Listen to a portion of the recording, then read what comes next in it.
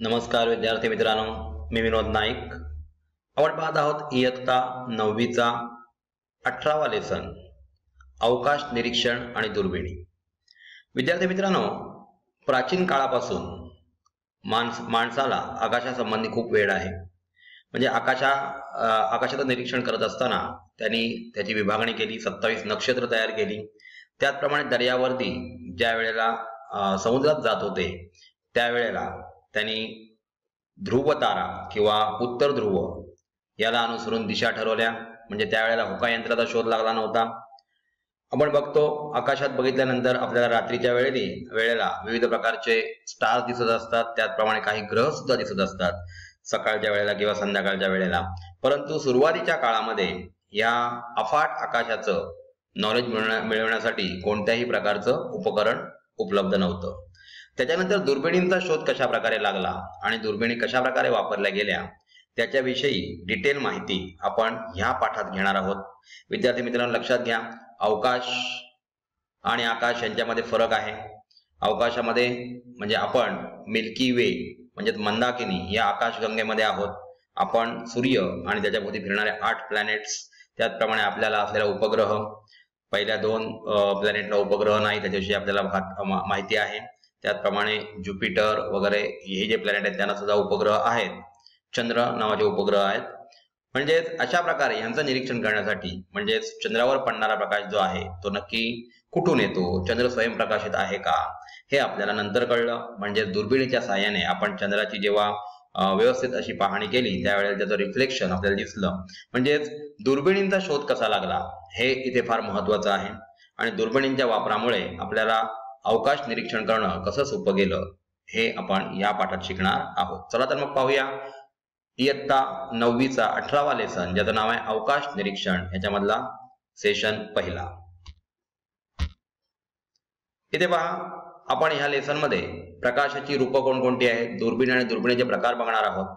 अवकाशातील दुर्बिणी म्हणजे जसं आपण हबल स्पेस टेलिस्कोपच्या बाबतीत बघितलेलं आहे. रशियाने सोडलेला 1961 मध्ये ही हबल स्पेस अशी दुर्बीण आहे जी अवकाशात काय चालतं याच्याविषयी माहिती पृथ्वीवर पाठवत असते. पृथ्वीच्या विरुद्ध दिशेला बघून ही काम करत असते. भारतीय अंतरिक्ष अनुसंधान केंद्र म्हणजे ISRO, Indian space research organisation ज्याचं नाव आहे विक्रम साराभाई यांच्या नावाने, ते म्हणजे विक्रम साराभाई हे थोर वैज्ञानिक होते. अंतरिक्षाविषयी त्यांना खूप नॉलेज होतं आणि त्यांच्या नावाने हे इस्रो जे केंद्र आहे ते चालवलं जातं. आकाश व अवकाश यामध्ये फरक विद्यार्थी मित्रांनो, आपल्याला म्हणजे दिवसा आपल्याला दिसतं ते आकाश आहे जे निळाशार दिसतं, आणि अवकाश म्हणजे अवकाशामध्ये सर्व प्रकारचे ग्रह किंवा तारे असतात. या आकाश व अवकाशाविषयी माहिती आपण 8व्या इयत्तेत पाहिलेले, त्यांच्यामधला फरक सुद्धा त्यावेळेला जाणून घेतलेला आहे. आता अवकाश निरीक्षण म्हणजे काय आणि त्याचे महत्व काय आहे? विद्यार्थी मित्रांनो, लक्षात घ्या, अवकाश निरीक्षण करताना आपल्याला वेगळ्या प्रकारच्या ताऱ्यांचा आणि वेगळ्या प्रकारच्या ग्रहांचा शोध लागला. म्हणजे ग्रह पृथ्वीसारखे सूर्याभोवती कशा प्रकारे फिरत असतात याच्याविषयी डिटेल माहिती आपण अवकाश निरीक्षण करताना मिळवलेली आहे. त्याचप्रमाणे धूमकेतू, हॅलेचा धूमकेतू आपण विचार केला तर तो खूप 64 वर्षांनी साधारण किंवा 68 वर्षांनी साधारण दिसतो आपल्याला. असे वेगळ्या प्रकारचे धूमकेतू ते कशा प्रकारचे असतात किंवा लघुग्रह म्हणजे काय हे अवकाश निरीक्षण करताना आपल्याला कळत असतं. त्याचप्रमाणे विद्यार्थी मित्रांनो, आता आपण पुढे बघणार आहोत की दुर्बिणींचा वापर कशा प्रकारे केला गेला, तत्पूर्वी अवकाश निरीक्षण कशा प्रकारे केलं जायचं त्याच्याविषयी सुद्धा आपण जाणून घेणार आहोत. इथे पहा, फार प्राचीन काळापासून मानवाने सूर्य आणि रात्रीच्या आकाशातील चंद्र तारकांकडे कुतूहलाने पाहायला सुरुवात केली. म्हणजे जेव्हा रात्र व्हायची पूर्वीच्या काळामध्ये, ज्या वेळेला काहीच नॉलेज नव्हतं त्यावेळेला त्याला कुतूहल वाटायचं. आणि आपल्याला माहिती आहे, एखाद्या गोष्टीबद्दल आपल्याला कुतूहल वाटलं की आपण त्याचा शोध घेण्याचा प्रयत्न करत असतो. त्याप्रमाणे फार प्राचीन काळापासून मानवाने अशा प्रकारच्या सूर्य, चंद्र आणि तारकांकडे कुतूहलाने पाहत असताना त्यांचा शोध घेण्याचा प्रयत्न केला. साध्या डोळ्यांनी केलेली निरीक्षणे आणि अफाट कल्पनाशक्ती यांच्या सहाय्याने त्याने डोळ्यांनी दिसणारे आकाश समजून घेण्याचा प्रयत्न केला. बघा, विंचूसारखा दिसणारा आकार म्हणून त्याला स्कॉर्पिओन नक्षत्र किंवा वेगळ्या प्रकारची नक्षत्र म्हणजे जे आकार दिसले त्याला त्यांनी नावं दिली. म्हणजे आपल्या कल्पनाशक्तीच्या जोरावर हे काय असेल त्याच्या प्रकारे त्यांनी त्याचा विषय समजून घेण्याचा प्रयत्न केला. आकाशातील ताऱ्यांची, नक्षत्रांची स्थिती काळानुसार बदलते आणि ह्या स्थितीचा आणि ऋतुचक्राचा काहीतरी संबंध आहे हे मानवाच्या लक्षात आले. म्हणजेच ताऱ्यांची स्थिती आपण रोज बघायला गेलो तर वेगळ्या ठिकाणी आपल्याला ते तारे दिसत असतात. नक्षत्रांची स्थिती सुद्धा काळानुसार बदलते आणि त्याचा परिणाम ऋतूंवर कशा प्रकारे होतो, म्हणजेच पावसाळ्याचा ऋतू, मान्सून ऋतू कशा प्रकारे आणि तो शेतीसाठी उपयुक्त असल्यामुळे आपण त्याचा अभ्यास करण्याचा प्रयत्न केला. शेतीसाठी ऋतुचक्राची माहिती आवश्यक असल्याने हे आकाश दर्शन त्याला उपयोगी पडू लागले. म्हणजे शेतीसाठी आपल्याला पाऊस जर पडला तर चांगल्या प्रकारे पीक येऊ शकतं, तर शेतीसाठी हे फार महत्वाचं आहे आणि म्हणून त्याने अशा प्रकारे या अवकाशासंबंधी माहिती मिळवायला सुरुवात केली. नक्षत्रांची स्थिती दर्यावर्दींना सुद्धा दिशादर्शक म्हणून उपयोगी पडू लागली. म्हणजे जेव्हा सी वॉच करतात त्यावेळेला सगळीकडे पाणी दिसत असतं आणि अशा वेळेला दर्यावर्दी असतात त्यांना दिशा कळणं खूप गरजेचं आहे आणि त्यामुळे नक्षत्रांच्या स्थितीवरून ते आपण कोणत्या दिशेला जायचं आहे आणि कोणत्या दिशेला आलो आहोत याच्याविषयी जाणीव त्यांना होऊ लागली. आकाश निरीक्षणातून निर्माण झालेल्या असंख्य प्रश्नांची उत्तरे शोधण्यासाठी मानवाची धडपड सुरू झाली, परंतु आकाशातील ग्रह अथवा तारे अधिक जुळून पाहण्यासाठी त्यास कोणतेही उपकरण उपलब्ध नव्हते. म्हणजे जेवढं काही दिसेल त्याच्यावर आधारित माहिती मिळवण्यासाठी मानवाने खूप धडपड सुरू केली, परंतु हे ग्रह किंवा तारे जवळून पाहण्यासाठी त्याच्याकडे कोणत्याही प्रकारची सुविधा नव्हती आणि त्याच्यातूनच पुढे दुर्बिणीचा शोध लागला. तो कसा लागला तो आपण आता येणाऱ्या स्लाइड मध्ये पाहणार आहोत. इथे पहा, गॅलिलिओ नावाचे थोर सायंटिस्ट होऊन गेले. त्यांनी दुर्बिणीनंतर गेल्या 400 वर्षात दुर्बीण तंत्रज्ञानात आणि एकंदरच अवकाशशास्त्र आणि तंत्रज्ञानात मानवाने घेतलेल्या प्रचंड झेपेमुळे आज या विश्वाचे अत्यंत विस्मयकारी चित्र आपल्यापुढे उभे आहे.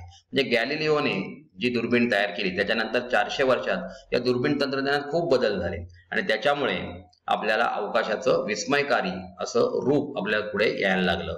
संशोधनासाठीच नव्हे तर आपल्या दैनंदिन जीवनातील अनेक सोयी सुविधांसाठी अवकाशशास्त्र व तंत्रज्ञान आज आपल्याला उपयोगी पडत आहे. म्हणजे फक्त संशोधनासाठी नव्हे तर दैनंदिन जीवनामध्ये, नेहमीच्या जीवनामध्ये काही गोष्टी असतील, समजा पाऊस पडत असेल, वादळ येणार असेल, तर कशा प्रकारे अवकाश संशोधनाचा वापर करून आपण त्याचा तर्कवितर्क लावतो याचा सुद्धा उपयोग आपल्याला या दुर्बिणींच्या मार्फत होतो. अवकाश निरीक्षणासाठी दुर्बिणीचा उपयोग केला जातो, परंतु एकाच दुर्बिणीच्या साहाय्याने अवकाशाचे संपूर्ण निरीक्षण करता येईल का? तर विद्यार्थी मित्रांनो याचा आन्सर नाहीये.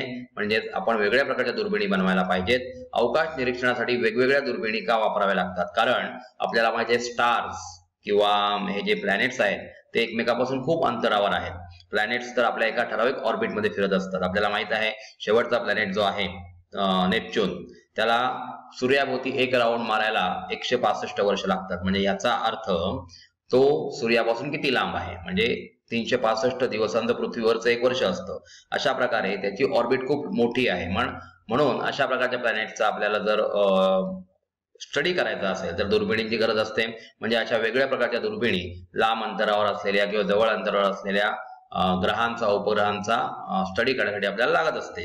अवकाशातील दुर्बिणी उभारल्या जातात का? तर हो, याचं उत्तर हो आहे. याचं कारण का? हबल स्पेस टेलिस्कोप हे रशियाने अवकाशामध्येच उभारलेले असं दुर्बीण आहे.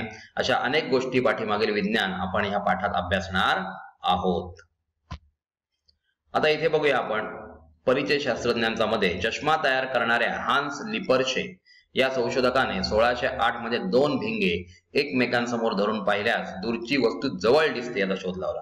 म्हणजे हे चष्मा तयार करणारे आहेत आणि त्यांचं नाव आहे हान्स लिपर्शे. यांनी 1608 मध्ये जेव्हा 2 भिंग एकमेकांच्या समोर धरून पाहिली तेव्हा दूरची वस्तू खूप जवळ आल्यासारखी त्यांना दिसली आणि त्यावेळेला पहिल्या दुर्बिणीचा शोध लागला.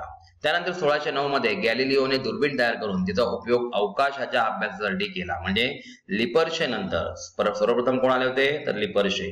आणि त्यांच्यानंतर गॅलिलिओने मग अशा प्रकारे दुर्बिणीचा वापर करून 1609 मध्ये अवकाश संशोधनासाठी त्याचा उपयोग केला. डोळ्याने दिसतात त्यापेक्षा अधिक तारे या अवकाशात आहेत हे त्याच्या लक्षात आले. दुर्बिणीच्या मदतीने त्याने गुरुचे 4 उपग्रह, सूर्यावरील डाग इत्यादींचे शोध लावले. हे शोध कोणी लावले विद्यार्थी मित्रांनो? तर गॅलिलिओने लावले. कोणते शोध होते ते?